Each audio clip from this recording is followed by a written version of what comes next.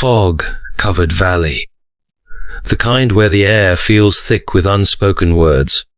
You're standing there, knowing there's a path, but you can't see more than a few feet ahead. You can hear something in the distance. Maybe the faint rhythm of your own heartbeat, maybe the whisper of an answer, but it's muffled, almost buried. This is life for most. Moving through the haze, waking up to alarms, scrolling through distractions, swallowing the gnawing sense that something's missing. We pray, sometimes, but let's be honest. Too often, our prayers feel like messages in bottles tossed into a dark sea. We speak, but don't hear back. We plead, but nothing changes. We ask, but the silence stays. You've been there. You've asked, God, just tell me what to do.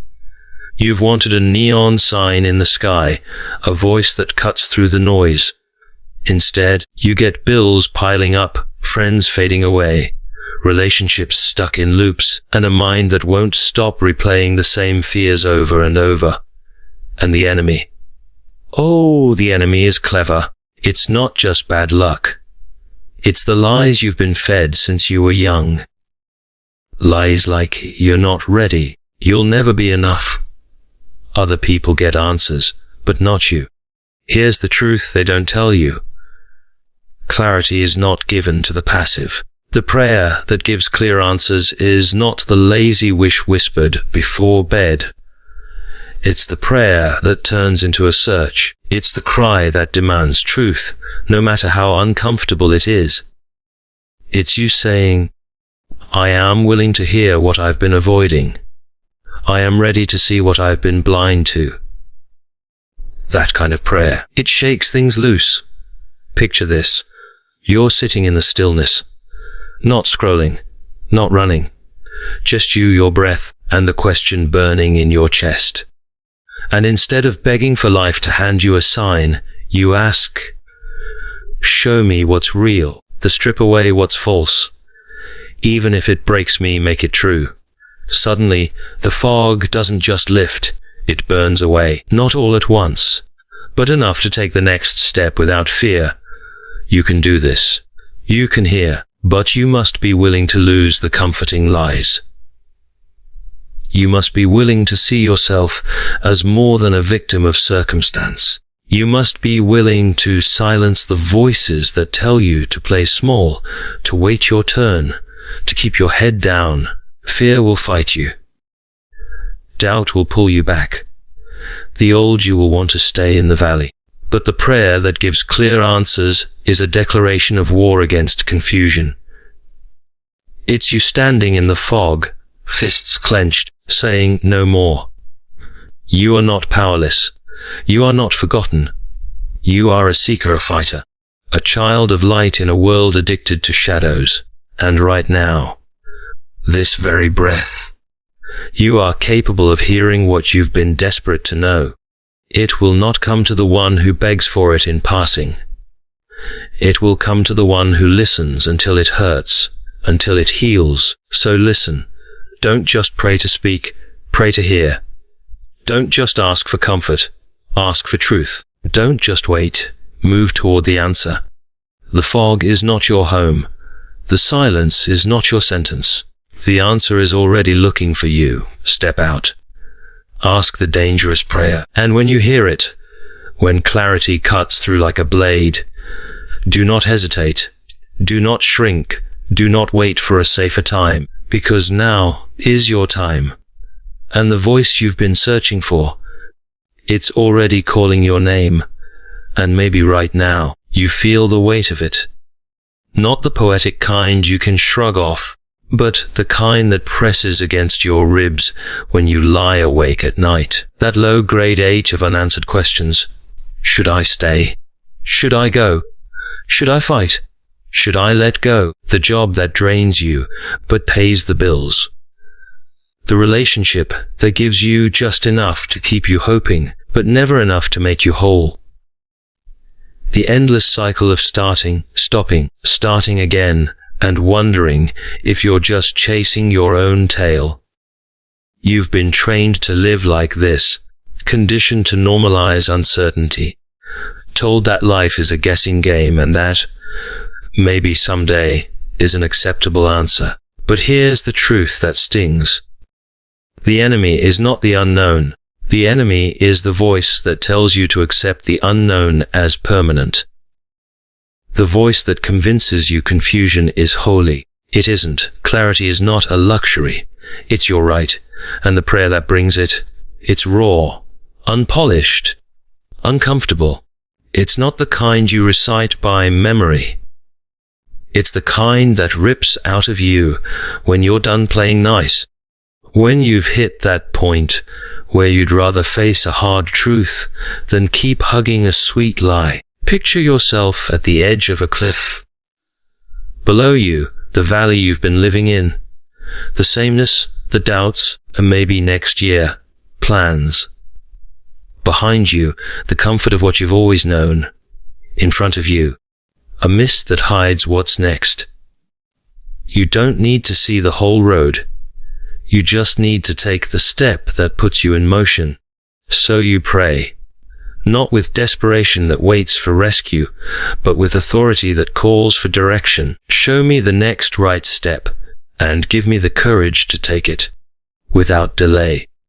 You listen. You pay attention to what stirs in your gut, to what burns in your chest, to what keeps rising in your mind no matter how many times you try to push it down. That's not random. That's not noise. That's guidance. But here's where most people stop. They hear, and then they hesitate. They wait for confirmation after confirmation, until the clarity fades and the fog rolls back in. You can't afford that. When the answer comes, whether it's in a whisper, a scripture, a sudden knowing, you move, you can, you will, you must, because you are not meant to drift. You are not built to wander without end. You are wired for purpose, precision, and power.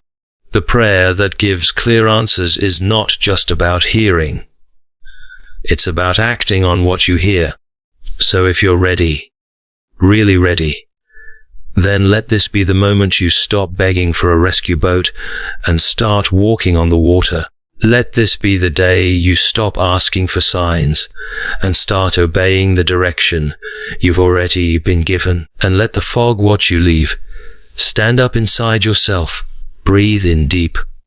Say it out loud if you have to. I choose clarity over comfort. I choose truth over tradition. I choose my next step now. And when you do, watch how fast heaven responds. Because the answer is not far away. It's been waiting for you to finally be ready to hear it. And today, you are. There's a moment, right before the breakthrough, when everything in you will scream to turn back. The fear will get loud. The doubts will multiply.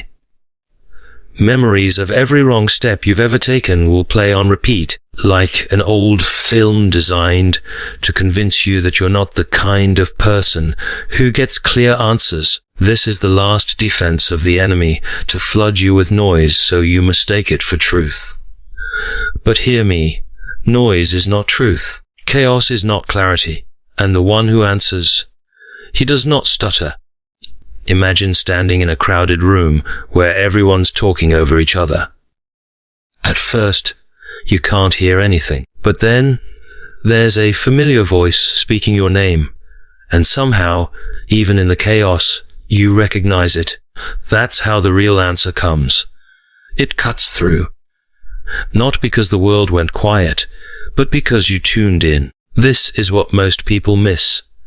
They think they need a life without problems before they can hear God. No, you hear Him in the middle of the problems.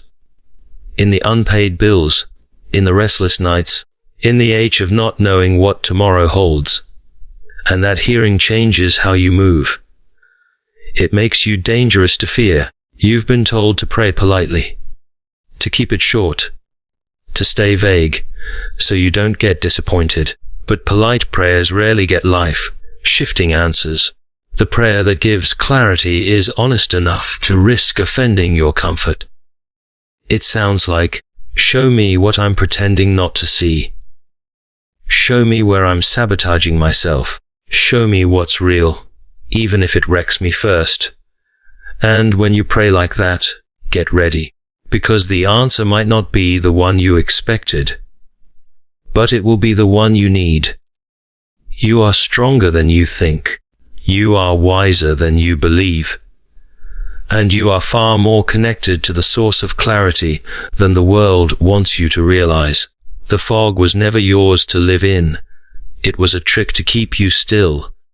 Step into the light, even if it blinds you at first. Step into the truth, even if it shakes everything you thought you knew. Because there is a life on the other side of this moment, where you wake up knowing exactly why you're here, exactly what to do next, and exactly who you are.